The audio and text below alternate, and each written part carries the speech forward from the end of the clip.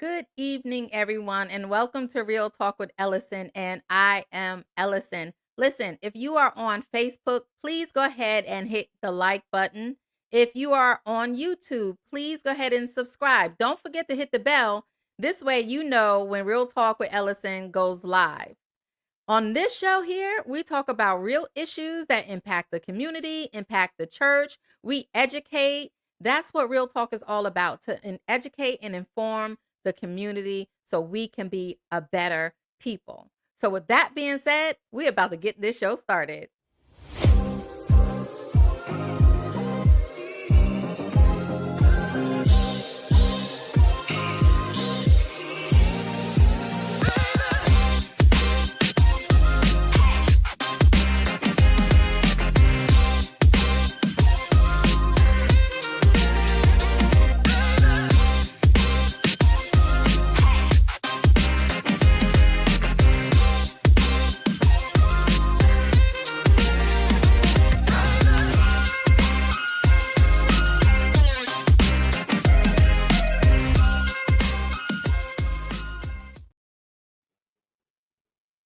Hello, everyone, and welcome back to Real Talk with Ellasin.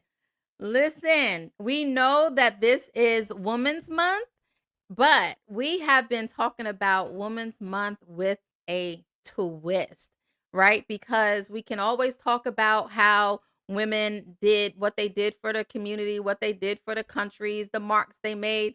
But we here on Real Talk, we wanted to talk about the women in our health because so many times our health is being ignored. So that's why it is Women's Month with a twist, right?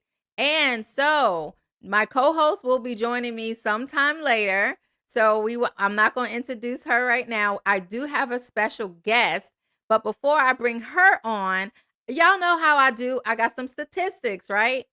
So, I was reading in my research, getting ready. I'm not the expert. She about to come on here. But I was reading in my research that between 2019 and 2021, the death rate of maternal mortality, because we're going to be talking about maternal mortality and postpartum, but the death rate of maternal mortality between the 2019 and 2021 has increased from 18.9, y'all please hear me because I was so alarmed, to 31.8%. And this is becoming so alarming that we have governors like the governor of Ohio who signed a bill that is supposed to go in effect this July, allowing the Board of Medicine rather, to probe into maternal mortality. Now, most of us have never heard of this, right? But this is how alarming it's coming. So I just wanted to bring that statistic up. So before I go any further, I'm not doing this alone. I have my wonderful co-host, Jay, helping me out. Hey, Jay, good to see you. Hello again, everyone. Good to see you as well. Hey, boo, hey. And we have our registered nurse, our specialist joining us today is Leamoy Griffiths. Leah. Hi. Hey, girl, hey. Hey, girl, hey.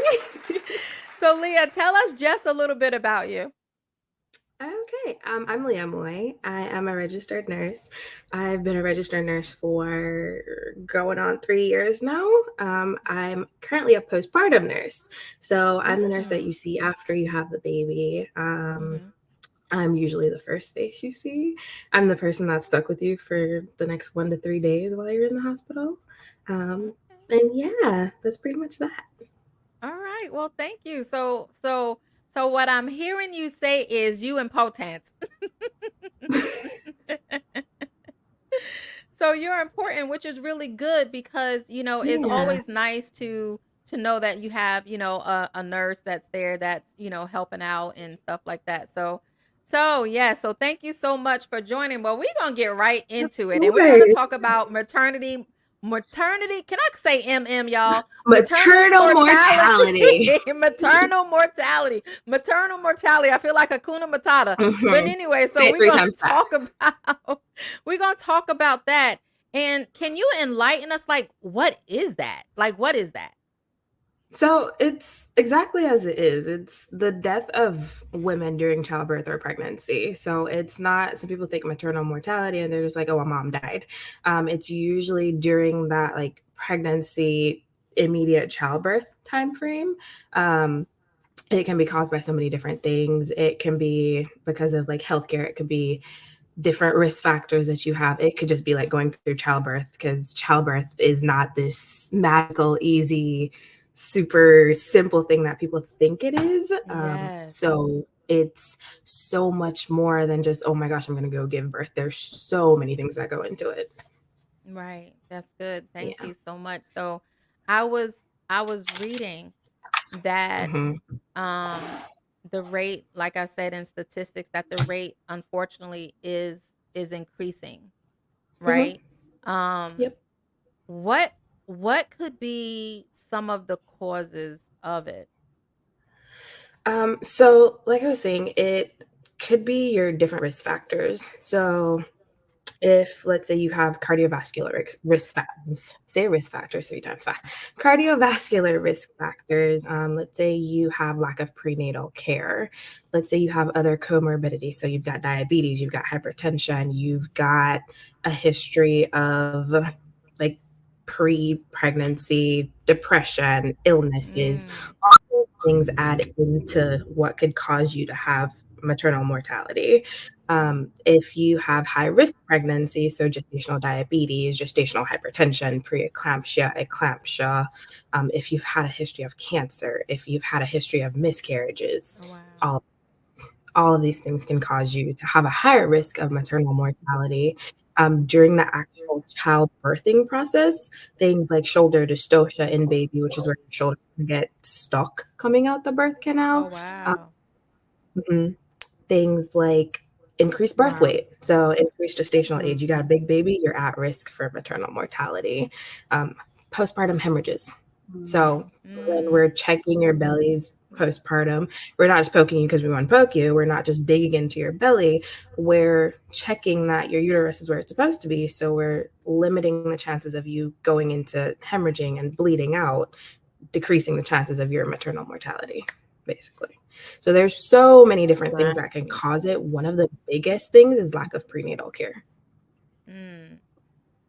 I Okay. also read as well on it. By the way, I've never heard of it until, you know, Mm-hmm. my sister Ellison wanted to discuss this as a topic. So I was like, okay, I've heard of people passing away during childbirth, but Mm-hmm. it never was discussed a lot. And you did answer the question as what could be a direct cause. I also heard too, or read up on it since, in the last few days, Mm-hmm. abortion as well, right? Because I mean, I feel like a lot Yes. of these young women need to know you guys are out here running out here having abortions and you're not understanding Mm-hmm. the health risks that you're causing upon your body, even years later after that. So they don't understand or seem to know the Mm-hmm. effects of what it's doing to their body. So I learned that just in research, and I knew that it said abortion was one.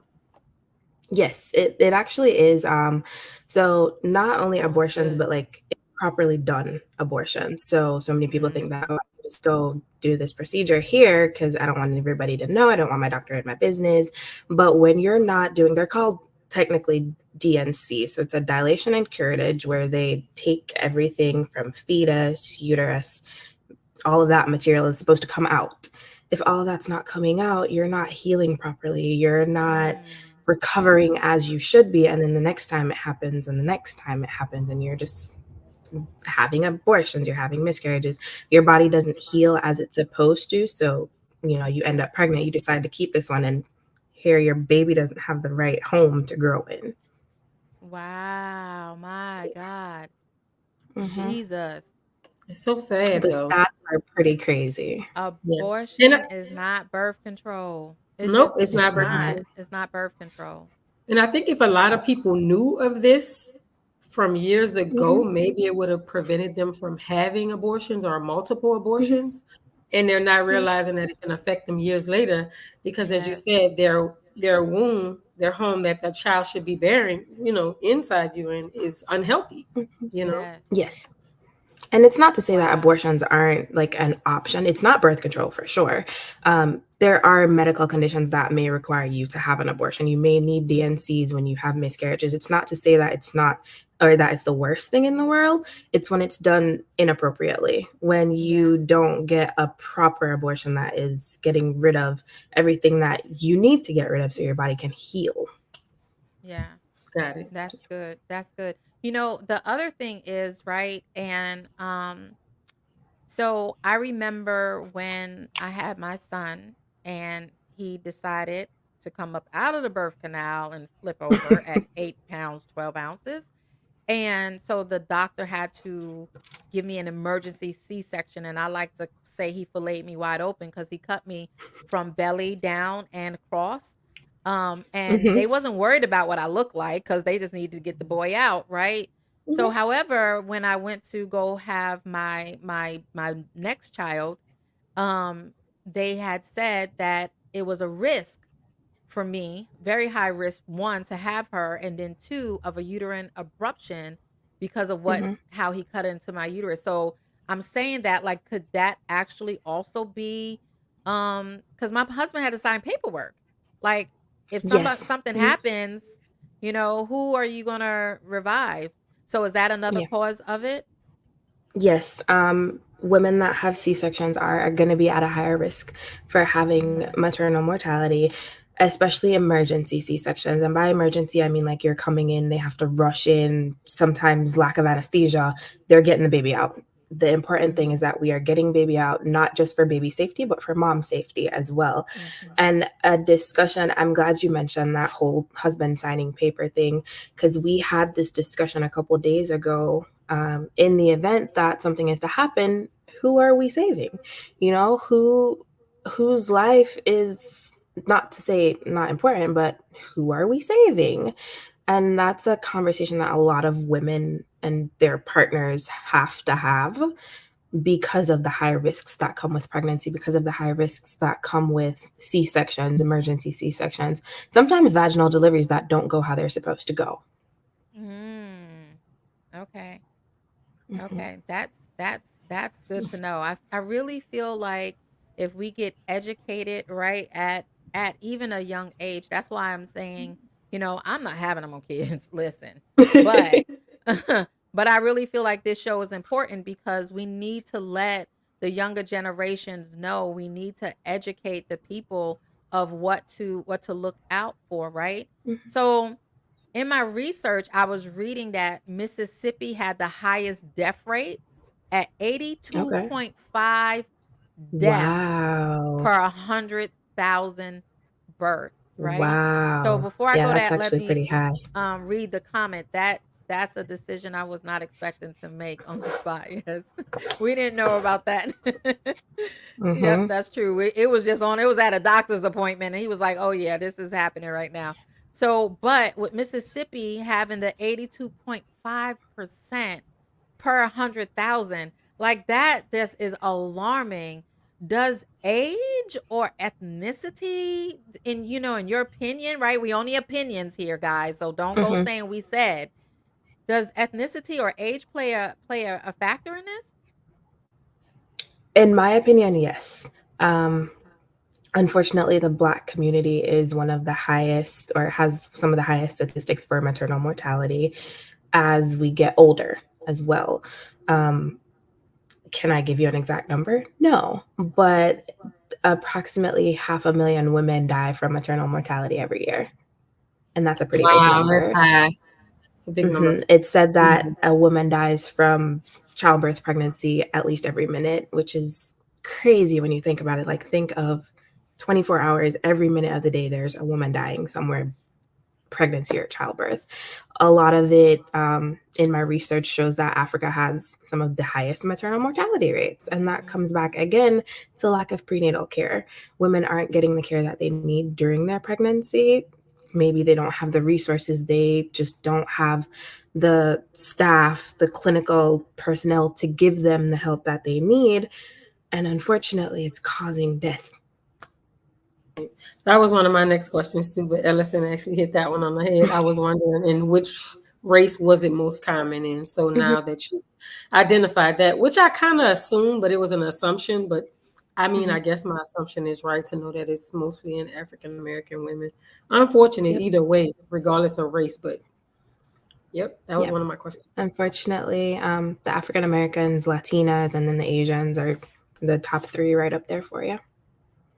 Wow. And I mean, Jay, I know on previous shows we talked about this too. It's like because, is it the lack of the healthcare in the communities, right? We don't have access to is no I've never and I have seen a Whole Food or Trader Joe's or anything like that in a black community. So we don't have Mhm. we don't have the proper food places, food resources, medical care. Sometimes doctors don't want to go to the hospitals that are in certain neighborhoods. So it's a Mhm. lot of different things that can actually play in that. We just need better resources in all those communities that you had mentioned, Leah, Yeah. because unfortunately without the resources, how will our people really know? Right. Yeah. What are the preventatives too? Can it be something that can be prevented as far as the, the Um, mortality I'm side? not. I'm not going to say that it can be prevented. I am going to say that the rates can be a lot lower. Um, it all comes back again. I know I keep saying this a lot. It comes back again to that prenatal care, to going to your doctor when you find out you're pregnant, to following up with your appointments. And a lot of this falls on women because some women are like, no, that's my third child. I don't need to go to the doctor. No, you do.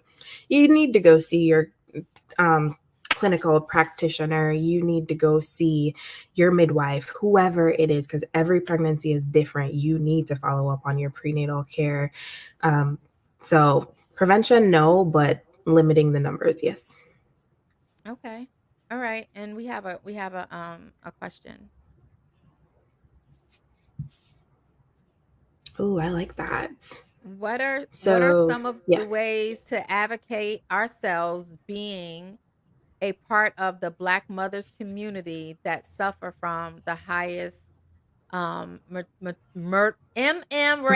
The highest rate. maternal mortality rate? That's a excellent question, Shavina. Thank you.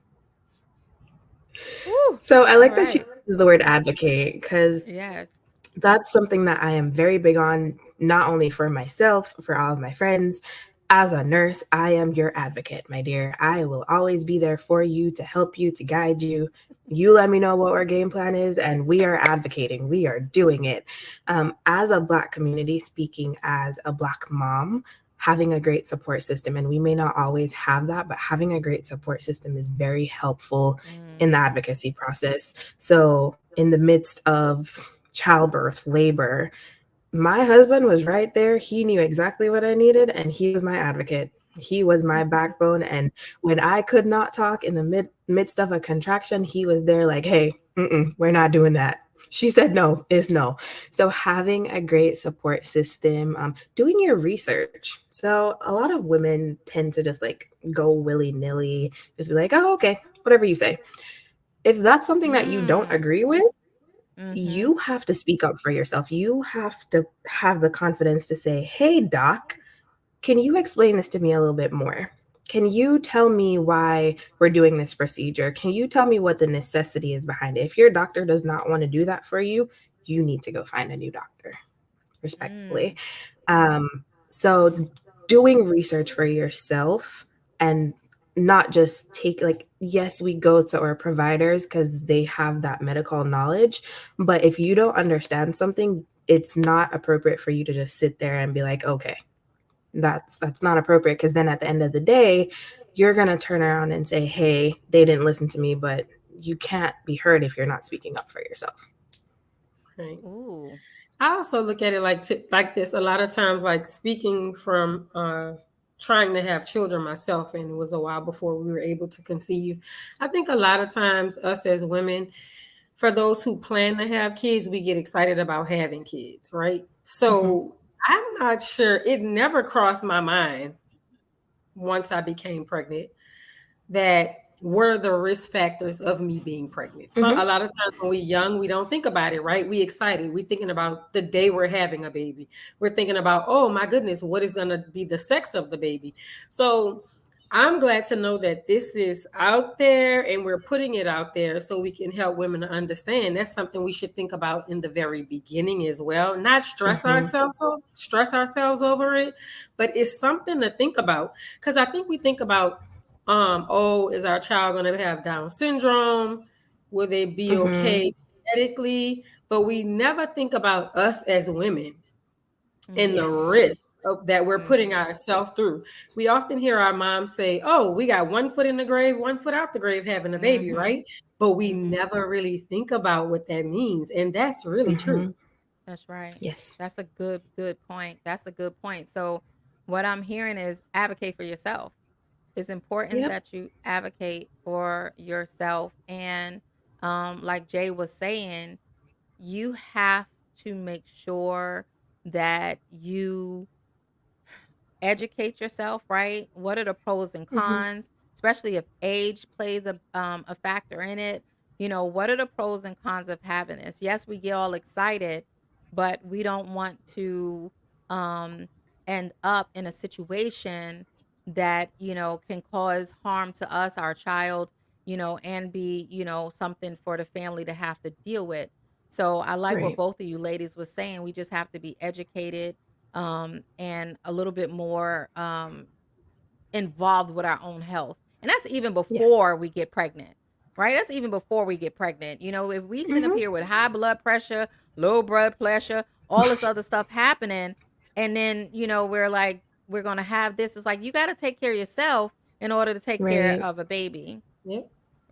Think it So, through. 100% agree. What? yes. Think about the health factors, like you said, prior to having a baby. Some people just want a baby so bad, they're not thinking about, the dangers of it, whether we're Mhm. young, Mhm. whether we're older. Sometimes being too young, I mean, it doesn't have an Yep. age, right? It doesn't. It really doesn't. I was reading in my research that the state of Illinois has a maternal mortality review committee, right? Oh. I've never ever, even heard of that.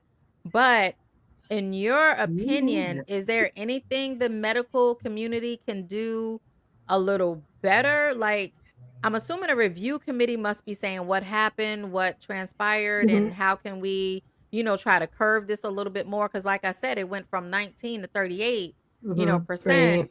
So they have a review committee. So what are your thoughts on that? Can anything the medical Mhm. Some community type of do better? assessment, screening, Right. Yeah. anything that could be helpful. So I like the idea of a review committee, and I think that's a good thing on Illinois' part because it's very similar to what doctors, surgeons, providers will do after any incident happens. So they have what's known as debriefings. So debriefings, you discuss what happened, what led up to it, the causes, what can you do to fix it. So having a review committee is going to be very, very helpful for helping them to see what exactly is causing Illinois' community to have such a high mortality rate. What can we do as providers and not just leaving all the burden on the patients to figure it out? How can we help? How can we reach out to our community and say, hey, mom, I noticed that these are some common factors in your area. Maybe we could do a diabetes screening. Maybe we Mm. can have more clinic hypertension screenings. These are things that we can offer as your medical board, medical committee type of thing. Oh, wow. That's good. Yeah. That's Yeah, that's good. amazing. Yeah. I know we've been talking about maternal mortality, right? And Hmm. the mere fact that that alone is is detrimental on the family, because either, if the mother doesn't make it, then the child is born, and then that's, that goes into a whole nother situation of mental health issues, right? Hmm. But then there's another aspect of having the baby. Once we get through the childbirth, once we make it out, then there's postpartum, right? Mm, And yep. what I was reading is that statistics show that 30% of the new mothers suffer from postpartum depression. That's 30%. That, Hmm. to me, I think that's high too. It is high. It is very high. Mhm. It Well, is what very y'all high. got? What is postpartum? So, postpartum, I love this topic.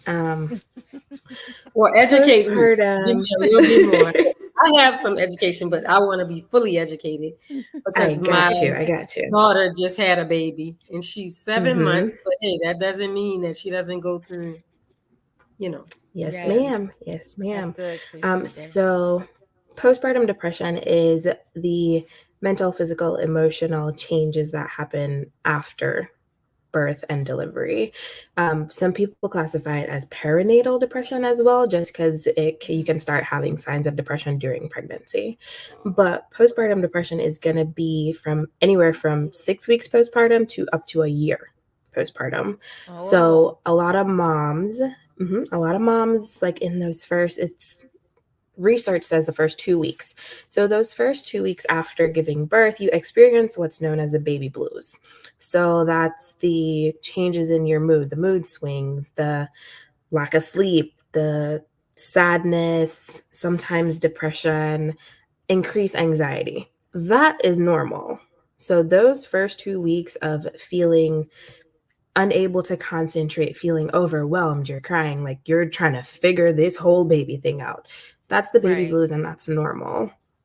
Postpartum depression is when all of those things go 100. So we're going 0 to 100 Mm, really quickly, or we're going 0 to 100 really slowly. Because, like I said, it can happen up to a year after giving birth. So postpartum depression isn't just something that, oh, it's going to be immediate. It's not that quick. Um, a lot of moms miss signs of postpartum depression because they're just like, I oh, it's was because I'm not sleeping. right. Mhm. It's because, oh, I'm just trying to get used to baby. But they're going through severe bouts of depression. You're not bonding with baby. You're crying all the time. You're overwhelmed. You're tired. You have no energy. You're not interested in anything. Those are your signs of postpartum depression. Okay.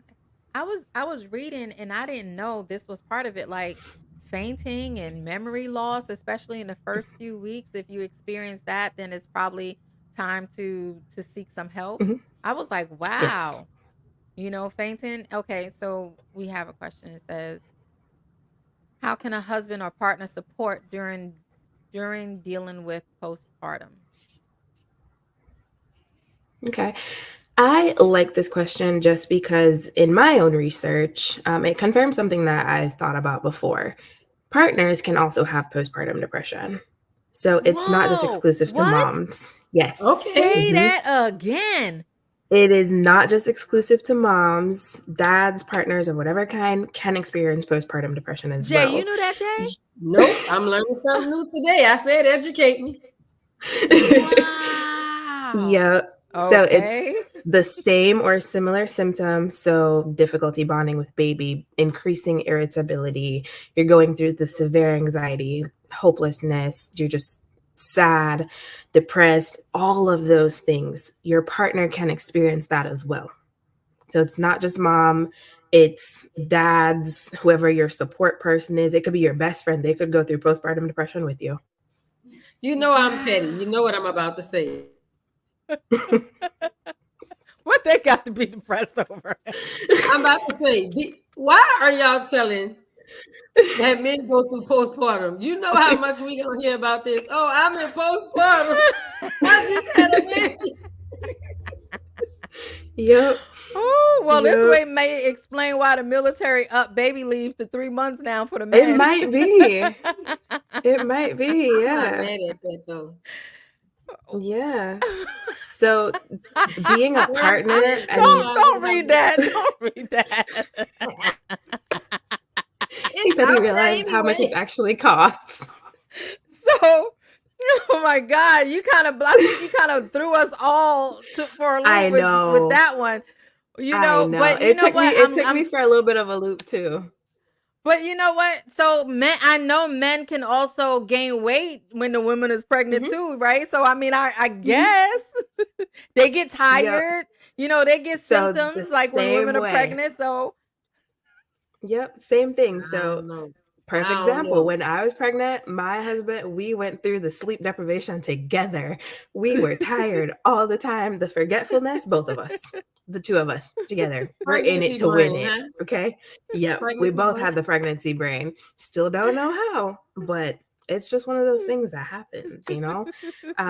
But to answer the question, how can you as a partner be supportive, is recognizing that the changes that your person is going through, sometimes trying to recognize what you might be going through as a partner, like, hey, what am I doing in this situation where my partner is showing signs of not bonding with baby, showing signs of irritability? Where can I come in to help? What can I do to relieve you? What can we do to relieve each other? It might mean, hey, trying to change diapers for the first time, that can be stressful. Some parents have no idea what the heck don't they're pay looking no mind. for. Now, see, she said it. Right. So can I It go through postpartum and not even know it? Yes, Or yeah, you really? can. Okay. Mhm, mhm. So I'll 'Cause tell you this. Go ahead. I'm sorry. I was gonna I say, was in because the so many shower. women don't Go ahead. realize what their, like, symptoms are, so they think this is the normal progression after pregnancy, and it's not supposed to be that way. So I'll Mm. say this to piggyback on that. I think my baby may have been maybe a week old, and I found myself in the shower crying, and I didn't really know why or understand Mm. why. And my husband busted in the bathroom like, "What's wrong?" And I was like, "I don't know." I couldn't even give him a reason. And I'd say I noticed that maybe the first 2 weeks of it, but after that, it kind of bypassed me. But I did notice Mhm, that was different for me. Then I couldn't explain why I was feeling the way I felt. I mean, nothing Mm. was wrong. It just came out of nowhere. I don't know if my hormones were shifting, what was mhm. going on, but I was feeling some type of way that particular moment, though. Yep. That's So good. that's That's that's good. the baby blues. That's supposed to be normal, because you have to realize that your body is going through this whole whirlwind of every hormone trying to get back to where it's supposed to be. It's you've had a baby for 9 months. Your body's used to having this other thing inside you connecting to you. And then all of a sudden your stomach's in a different spot than it was before. And you're like, whoa, I don't know what that is. All of my hormones, like, we're on 50 different levels, and all of a sudden, like you said, you're crying in the shower, you have no idea why, you know? So Yeah, that that's part real because as a after dad, after I would probably pregnancy just is think my normal. life was tired because of nursing and caring for the baby a lot. So I would not even know what to look for. Yeah. Mhm, Yeah. Like Jay said, she was like, crying and stuff like that. It's like, oh, okay, she's crying, but she's still crying 4 months later. She's still crying, and the baby mhm, crying over there and she crying over there. Lack of bonding and everything else, mhm. right? So Yep. how important is it for us to even educate ourselves on that in advance so that we know what we need to look out for? So we have to look for risk factors as well. So just like when we were talking about maternal mortality, you talk about risk factors, you have to consider your risk factors going into the postpartum period. So if you have a history of anxiety and depression, that is your first risk factor right there immediately. You have to start putting interventions in place for when you have that baby and how you're dealing with that transition from no kids to being a mom to Mhm. having this other person that you're caring for. Because if your anxiety is not under control prior to giving birth to that baby, you're going to go into a spiral. And then here we are trying to figure it out. We're just trying to, Mm. put two and two together. So being mindful of things like that, being mindful of your support system around you, um, being aware of the changes that your body can go through. So a lot of it has to do with education. In the Mm. hospital, we do, as not, I won't say as soon as moms give birth, but the next shift over. So let's say you gave birth at 7:30. So that next morning, you're getting your first postpartum depression screening form. Mm. We're talking to you, we're showing you, like, hey, how has this last week been for you? Where is your mindset? Where's your head game at? What can we do to help to start setting you up for what you need going forward? You know? So you get that first depression screening, but unfortunately, you don't get another one till you're at your 6-week postpartum visit. So Mm. between that time frame, That's a it's long all on time. you. It is a long time. That's one of the things I wish the medical community would change as far as helping women understand what postpartum depression is and what they need to Right. do to help not just themselves but everybody around them, is increasing our effort to assess for postpartum depression. So it falls on us. Mhm. We can do our part when you're in the hospital, but your OB, your doctor's office, should be doing an additional part in helping you to identify signs of postpartum depression. So you're looking for those signs. You're looking for the risk factors that you have. Did you have a traumatic birth experience? That's going to increase your risk for postpartum depression. Your support system, how is life going to be like at home? Do you have all the resources that you need? Do you have everything that you need to take care of your baby? Mhm. Because then when you think about things like that, you're worried about taking care of your baby. Here comes an increased risk for postpartum depression. Yeah. I have a question, and I don't want y'all to laugh at me, but this is real, right? So, and it's about a dog. So I'm laughing. I'm laughing. I had a friend, right? And she had anxiety real bad, like so bad Mhm. that she gave her ESA animal anxiety, Oh right? Oh, yeah, wow. So that's real. the dog that was supposed to help her out, she ended up giving anxiety. And I'm hearing you talking, and I'm wondering if the mom could be depressed or anxious and pass that on to the fetus. Like, and when the baby comes out, is that, or am I far fetched? But I just thought about her with the Okay, dog. so the baby or the dog? So no, so don't do The that dog. to me. Okay, so the woman had a dog and she was anxious, and Yes. she gave the dog anxiety. So I'm just trying to figure out if a mother can pass along anxiety and depression to the baby. That's why I told y'all don't laugh at me, because I just had that thought. No, I get where you're coming from. I totally Thank do. you. I get it. In my opinion, to some extent, yes. I'm going to say yes. The reason Boom, I say Jay. yes is because moms and babies have that like maternal child connection. So I don't know if you've ever experienced anybody telling you this, like, hey, baby senses when you're not feeling well, when Mm-hmm. you're not feeling up to you. Yeah. They can pick up on things like that and it reflects in their behavior. So if you find that you have an extra clingy baby or baby's crying a lot and you're down, depressed, down in the dumps, it might be because baby's getting all of that from you. They talk about Mm. it when they talk about breastfeeding, like, hey, baby can sense when something ain't right. So I'm gonna say, in my opinion, yes. Yes. So Okay. Thank you. baby, no dog, Ellison. The baby. I Baby. just brought up the dog because I was Yeah. remembering about the dog, because I was laughing at first. I'm like, how you gonna get a dog anxiety? He's supposed to be helping you out. Right. But That's I why just I'm like, what Ellison? Okay, I'm sorry. Go ahead. I'm sorry. I'm sorry, Ellison. back to the show. So, for partners who are supportive to their partners, they can receive PPD as they are walking through those changes, as well as especially if the mom had birth trauma or C section. So, Hmm. birth trauma or C section definitely can be a factor. Yes. So this is actually a friend of mine. This is one of my best friends, Ziddy. Hi, best Um, friend. Hi, and Ziddy. I I like that she said that because I like that she said that because it's a very valid point. Especially when you have a game plan that doesn't go the way that you want it to go. Mm, So going into birth, a lot of women want their natural births. They don't want any extra interventions. You want the smoothest, sweetest, most beautiful experience that you could think of. And then you go in and then something goes haywire. And here you are getting a C section when that was not your plan. That's not your game plan. And then your partner is there beside you watching you spiral.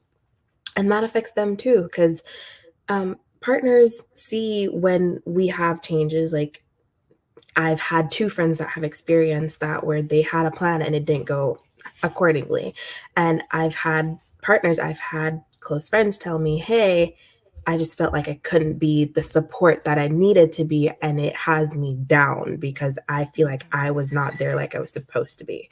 So Yeah. that can in fact impact the chances of your partner getting postpartum depression because they see you going through these changes. They see you struggling with the trauma of the birth experience that you did not want. They see you Right. getting the C-section that you didn't want. All in all, you're safe, you're healthy, baby's here, but that plays a factor too because again, Yeah. it's not what you wanted, but it's what had to happen. Mhm. Whew. Okay. That Yeah, was that's a that lot of was It's a information, but lot. it's yeah, informative. that was a lot. I'm gonna say la, woosah, and all that other stuff in between because I really feel like that was a lot. You know, you said if the partner is there with you. So he says, what are some what are some symptoms to look for and when should you seek help? And I know you listed a few, but is there more? Mhm. Because I know like I don't know, C sections, you can ooze, you can have discharge. I mean, that's the proper word, Mhm. discharge, not ooze from your Discharge can C-section, ooze. but you know, you can have this, you can have discharge, shortness of breath, chest pain, different little things like that that could Mhm. be postpartum symptoms. Is there any more that the partner should look out for? And then I got a question about the partner too. Yeah, I actually have a whole list here for you. Okay. So some of your symptoms that you should be looking for are depressed moods or severe mood swings, crying a lot, difficulty bonding with your baby, when you find yourself withdrawing from everybody around you, when you're not eating like you're supposed to do, when you don't show any interest in in doing the activities that you used to enjoy, increased irritability, fear of not being a good mom, simple things like that. You think, oh my Mhm. God, I'm not a good mom. And a lot of people are like, oh, no, you're a great mom. But really, am I going through postpartum depression and you're just dismissing me and telling me I'm a great mom? You know, not being Can we able to pause think right there a clearly. minute? Because I got a Go question. for it. So okay, so you said, right? Well, no, I'm not I don't feel like I'm a good mom, but then the friend was like, "Oh, yeah, you are." The family members, all that other stuff. But you said, "Am I going through postpartum?" So could could that be a sign me negating the fact that I am a good mom postpartum? Hmm. Yes. Wow.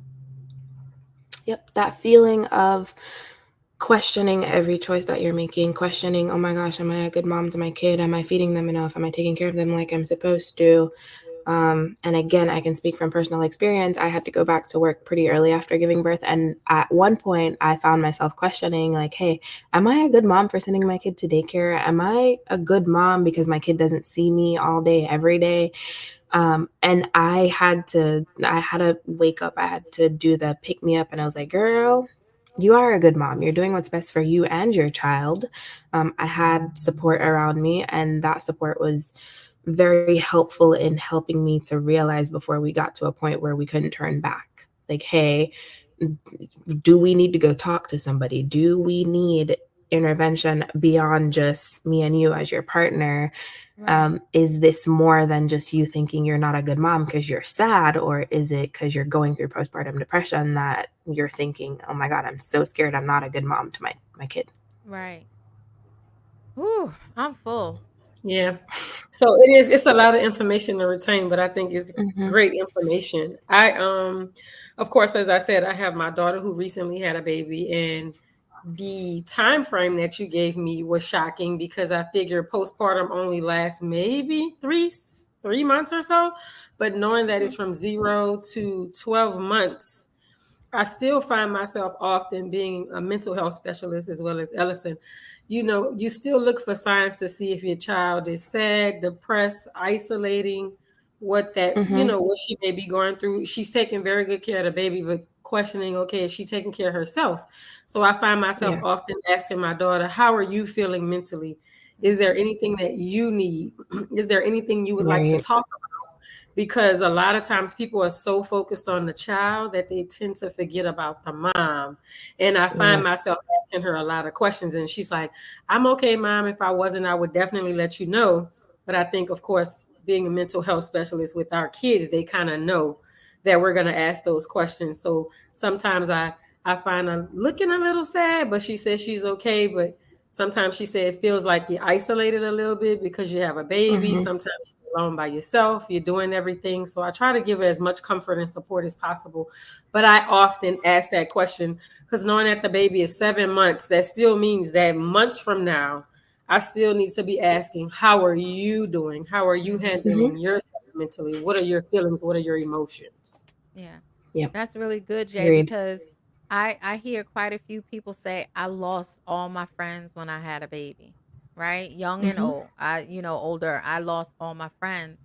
So the lack of feeling like I have a support system, right? And what if even the partner is not around anymore? Can that all play a part in postpartum? Yep. Yep. That lack of support for moms. And I like that you're checking in with your daughter because a lot of times moms have babies and everybody's checking in on baby.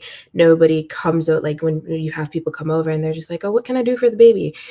A lot of us as friends, as family, as support need to be there and be like, what can I do for you, mom? How can I help you? Most moms, when they have a baby, they're like, oh, I don't want help with my baby, but they don't realize that the help that they need is for them. Like, hey, can I wash your dishes for you? Can I fold your Oh, I laundry? ain't I may washing not do it how dishes. you do it, but all Ellison. that's but what can you do for that mom? Can can you go get her mail because dad's got to go work and they're both overwhelmed? What can you do for that couple? What can you do for that partnership? Mhm.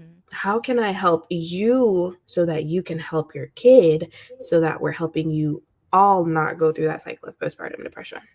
Yeah. And I'm glad you brought that up. I know one time we went over to a friend's house and helped her. I'm not doing the dishes, but I help clean. I'll Hmm. listen. I'll vacuum. I'll fold your. I'm not. I'm just don't want. I've done so many dishes, but anyway, it's not about the dishes. Helping them Back to the clean the show, house, Ellison. helping them clean the house.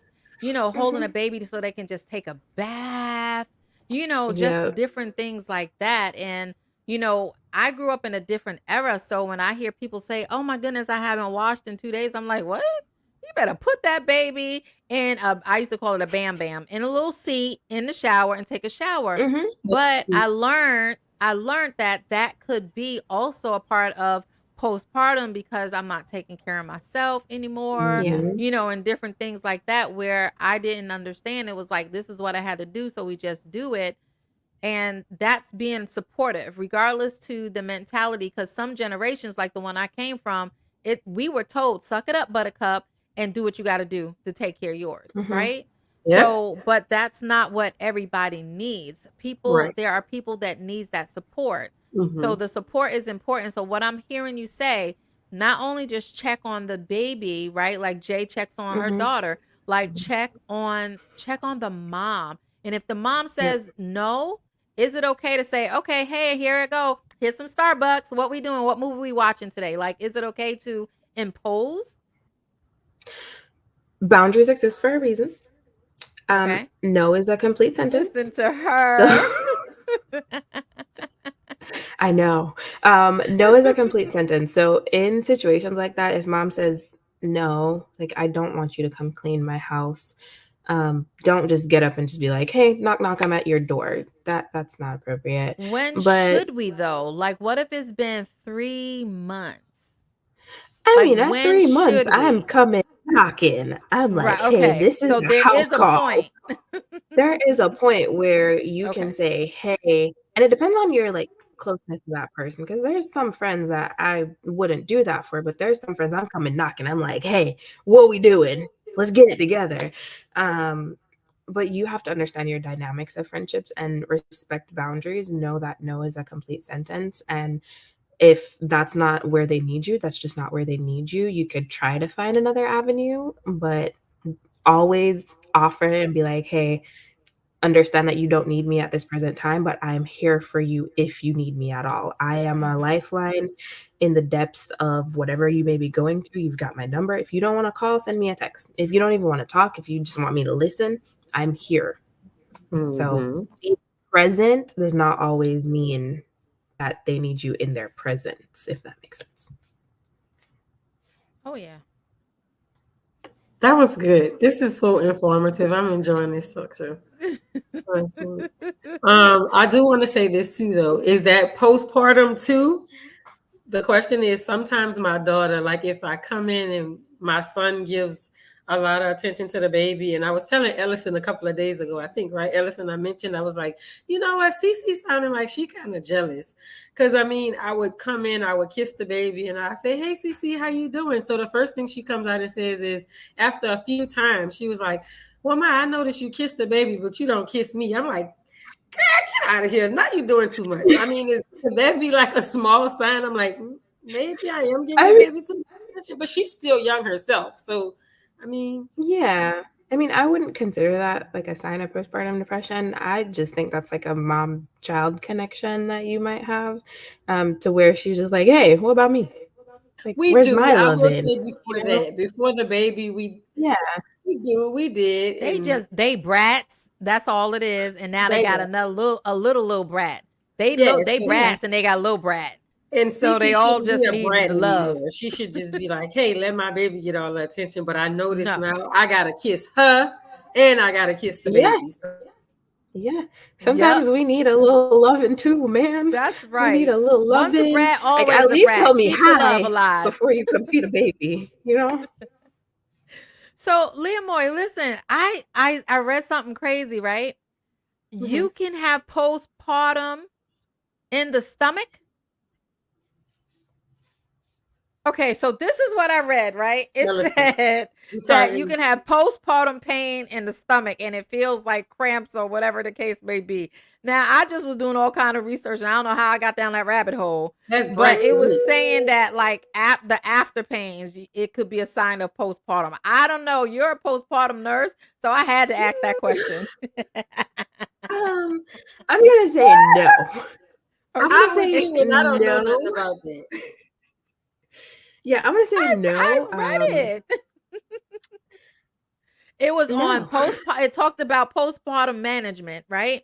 And then it said that you could have postpartum pain in the stomach, and it said it's called after pains.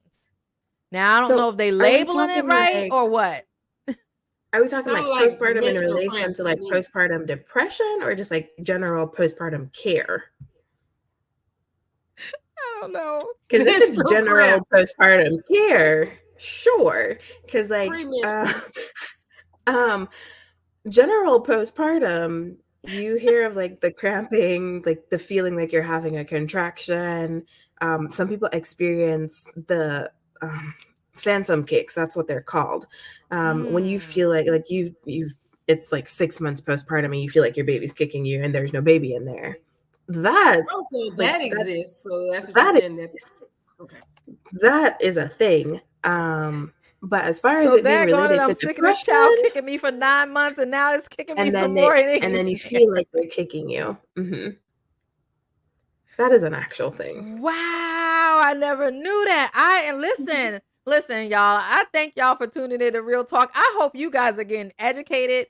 And this is a real topic. We're laughing, we're having fun because this is Real Talk. But this is real, like ghost kicks. Like, wow. Lots of phantom kicks over here. Yep. And Trevina is what? My god baby, 7 months. 7 months, Trevina. Oh no, girl. Get the heating pad. My baby says she not experiencing no she don't have no ghost kicks? No, she's saying no ghosts over here. That's good. That's the devil. Let me pray for them. That's good. It's real. It's real, but that's like phantom limb, right? Like phantom limb. It's people like get their limb chopped off. Ah, that makes so much sense. She says, but it's gone. Almost 8 months on. Wow. Almost 8 months. Yeah. That's crazy. Yeah. So could that be like some type of, like, even though it's after like some type of contraction with the uterus, maybe? No? I don't have a scientific explanation for it. So I wish I could tell you the actual answer. It's one of those things that you hear about. It's a ghost question. Don't worry about it. So Trevina, I know you're not on the show. Trevina, I know you're not on the show, but is it uncomfortable? Like, help us out. Is it discomfort? Is it painful? Help us out. Am I saying her name right, Trevina? Yeah. Hmm. Okay, so Is it is like it a uncomfortable menstrual or cramp? you just yeah. I don't know about hers, but it You almost had them it too, feels Leah? like I had them for a little bit. It feels like a little kick. Like my son, he would kick and move sometimes. It's like he would kick and you'd feel like the ripple. Yep. So it would kind of feel like that for me. And I even felt a little bit of it today. And I was just like, you are 16 months old. So it What? just feels like Stop a it. little like it Stop just it. feels like a little Close your mouth, Ellison. like press. You gonna catch flies. It feels like a little press, but it doesn't last very long. So it's not like as aggressive as like an in vitro kick would be. It's more like a type of feeling. Like a Yeah. flutter. Like a flutter. That's a good word. It feels like I a am flutter. learning Today has been so much. overwhelmingly Yes. good. And Good, but listen, we need to overwhelming. share this out because a lot of us don't know this stuff, right? So we need to share this out. Okay, there go Trevina. She Yeah. says, she said it feels like the early kicks before the baby grew, not uncomfortable at all, just odd knowing there's no baby in there. Okay. All Many. right. So it's not like the Yeah, it's not like that like hard pressing. It's like sometimes like a gentle like flutter. And then it goes away. Can we ban Eric from about to ban him from commenting. He said juju on the beat. But that's good to know because because can you imagine if you going through postpartum, if you going through some things and now you feeling these ghost kicks, you can start thinking that, something is a little more Hmm. mentally wrong with you than not because you're feeling these kicks. So to educate yourself and to know that this is part of a normal or could be normal, right? Then Hmm. yeah, I can definitely monitor myself for these ghost kick. Jay, I am not fooling with you, but you can definitely monitor yourself to make sure no, I'm is not all in my mind. I'm not tripping. This is Yeah. a real part of it. Whatever's going on in there, maybe the organs are going back to where they needed to be. I mean, we don't know, right? Or But maybe you it's just a got real gas. thing. That's it. That's what she got. That's not according to y'all, but but okay. So She had a little too much milk. Leah, we had, you know what, and I'm glad you brought that up, Jay. So if my baby's having a hard time, if I'm breastfeeding, they having a lot hard time latching on, or anything like that, could that also lead me into a state of like postpartum depression, maybe? Yes, it can. Um, Breastfeeding is one of the most unnatural, natural things that you could possibly do. It is so many moms go through, oh my God, I'm going to breastfeed. That is all I would like to do, thinking that it comes so naturally, and it does not. It Yeah. does not come naturally at all. And then you get so overwhelmed when you're going through the phases of learning to breastfeed your child because of different anatomy, because of your child's latch, and you get overwhelmed. That is why so many moms turn to bottle feeding, because Mhm. breastfeeding is not natural and it becomes so hard. And speaking again from experience, I struggled with that for a while. I Mhm. truly, it took me a while to get used to the whole breastfeeding thing. I've Mhm. had friends, Krista is saying facts. My friends have been there with me. We've been down this road. Breastfeeding is one of the most unnatural things. And if you're not aware of what you're going through, the steps that you need to take to feed your baby while protecting your mental health, you're Yeah. going down a rabbit hole as well. Oh, wow. Yeah, thanks for Mhm. sharing that. I know a few people that I have talked to and helped actually to be able to go through the breastfeeding process because even though they were shown in the hospital it just wasn't working. So to Yeah. to help them actually go through that um yeah, it was a sad point. It was a sad point of time to that they went through all of that, and then one actually ended up just letting go and going to the bottle because it Mhm. was taking a toll on her mental health, right? So that's Mhm. another way that we can support, to say that it's okay. And what we did was we talked her into pumping. So the baby couldn't Yeah. latch on, but at least she's still pumped, right? So that's another Yep. option. Yeah. And there's several options out there. Um, the hospital that I work in, we are fed friendly. So we like to say that we're not breastfeeding friendly, we're fed friendly, meaning that a fed baby is the best. It doesn't matter how you're feeding your baby, you just need to feed your baby. If breastfeeding isn't working, we're going to be there to support you and be like, hey, this is what we're going to do, because you put your baby's health at risk when breastfeeding gets hard and you decide, okay, I don't want to do anything else. I can't let you put your baby's health at risk when it just becomes too much for you. If you're not in a good mental state for you to adjust to everything that comes alongside breastfeeding, I'm Mhm. going to make sure that your baby is fed and educate you on what needs to be done on the other options that you could take. There, you can pump. Some people only want to do breast milk, and there's donors out there that you could get donor Mhm. milk from. You could get formulas that are Wait. mimicking breast Wait. milk. Yep, you can Hold sell Wait, on a your breast minute. milk, Wait a Ellison. minute. You can sell your breast milk now. you You can can make donate some breast money. milk. Hmm. Wow. Yep. You can there's so many moms out there that have what we call an oversupply, and a Hmm. lot of those moms, they donate, they sell. A lot of NICU babies benefit from that Mhm. because when their Mhm. moms aren't able to produce, a lot of moms donate to the NICU, so babies are getting the breast milk and the immunity and all the health benefits that comes alongside with breast milk. Yeah. Just because sometimes their tiny stomachs can't tolerate anything else, and breast milk is Right. the best thing for that baby. So that is an option out there. There's so many different options. I had a friend, past coworker that I worked with. She had such an oversupply that she donated to somebody else that she knew. I guess that's a good thing. Wow. Mhm. Yeah. That But is a then good Absolutely. that thing. They got also a lot of becomes a stuff thing. happening now. Mhm. Mhm. Wow. All That right. also becomes a thing that puts you into like a state of being overwhelmed and um, under supplies, almost there Yeah. supplies, the adequate supply, the oversupply. It's all just a big spectrum of how am I dealing with this mentally? Because you can have an oversupply and still struggle because you're depressed. You have to pump every 2 hours, 3 hours on the Yeah. dot, or here comes the pain, here comes the mastitis, and so I'm going off Yes. on a tangent, but there's so Mastitis many is different real. things that comes alongside all of that that Mhm. you have to be mindful of. You have to take care of you and see where you are. If Yeah. you're able to handle like, hey, do I want to keep this oversupply? Because you can regulate, you can adjust. Some of us can't, but some of us can.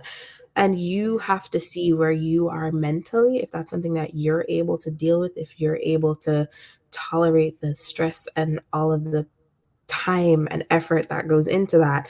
Because again, if Mhm. you're not, here comes your transition into possible postpartum depression because you're stressed about making enough milk or not making enough or whatever the case may be. Right. That's good, and man, I'm thinking about, cuz it was blowing my mind when you were like donor moms, but if I think back to slavery, That's what was Wet going nurses. on. I Hmm. mean, they were breastfeeding the masters, babies, and all this other stuff. So I Yep. mean, I guess it's the same. It's the same thing. It's just now we have, places that you can donate and all this other stuff to it. Hmm. So yeah, that was really, really, really, really good. We have a comment. I know we're a little over, but it's okay. It's good. We're gonna read this comment, talk about that. Jay, come to you if you have anything, and then Leah, ask you if you have anything. It says the early days of breastfeeding were brutal. Constantly wanting to quit from the pain. Yeah. And knowing I shouldn't because the milk is the best thing for the baby. Yes, Trevina. And you know what? And I can relate because I did produce. Like I produced a lot and I produced so much. Sometimes- I'm sorry, but y'all can't hear my husband over here. Sometimes, sometimes, He ran it from the was it show. it was so much that it was, I was, even if I pumped it out, I had like storage in the freezer, like Mhm. just in there, and it still was enough, and she wasn't always eating, so I'm pumping and pressing out in the shower. And I ain't gonna tell y'all my other secrets on how I got rid of the milk, but honey had a lot to do with it. I bet. Oh my God, TMI. I can only imagine. That's why he It's over real there talk with shouting and Ellison. carrying on. It'd be painful at 2-3 o'clock in the morning. But listen, you gotta do what you gotta do, man. Very That's true. what you gotta do. It's So painful. Jay, any last comments, Jay? No, I enjoyed the show. I think this topic was a great topic to cover as far as the MM. Am I saying it right? MM. Mhm. I think it was Maternity great to cover. mortality, maternal mortality. Yes, I think it was good, and also postpartum experiencing and watching my daughter go through having a baby and having extra questions, and you being able to help us. So thank you, Leamoy, so much. I appreciate everything. That's good. Thank you, Leamoy. I definitely Of appreciate you course. so much. It was awesome knowledge. I can't wait if I whenever we have a whole bunch of folks as we gonna have you teach a class on it because it was good. And you were energetic and into it. You wasn't like, yeah, well, Yeah. like so I appreciate that. So give us a nugget. Give us a nugget. Well, thank you for having me. Let's start there. I'm glad I could be educative and give you guys a lot of information that you probably didn't know before. But one of the biggest things that I want everybody to take from this is to not downplay maternal health, but to make sure that we're, as moms, as support persons, as family, as friends, that when we have moms that are going through that pregnancy, postpartum period, we are providing them with the support and the help that they need. So, Mhm. looking out for your personal maternal health and helping others where you can, because it all in all, this is a group effort, and having that group around you, whether it be your church, your friends, your coworkers, your schoolmates, whoever it may be, Mhm. find yourself a support system, somebody that you could go to, um, and make sure as women support partners, we're taking care of ourselves so that we can take care of each other. All righty. Thank you so very much. All right, ladies. So don't go nowhere. We'll be right with you. So listen, guys, we definitely appreciate you for tuning in to Real Talk with Ellison, and we hope that you have gained some knowledge that you didn't know before. Please share this out to people who may have just had a baby who or conceived or are thinking about having children, right? Because we want to make sure they're educated and we want to make sure that they are mentally, emotionally, and physically healthy for a baby. It's not all about the finances. We have to be mentally and emotionally as well as physically healthy. So listen, if you're tuning in today, we air on Thursdays at 7 p.m. Don't forget to subscribe and hit the like button. Thank you so much for with my wonderful co-host Jay and Leah Moy. I appreciate you guys. Love y'all. And thank you so much for watching Real Talk with Ellison. God bless. Mwah.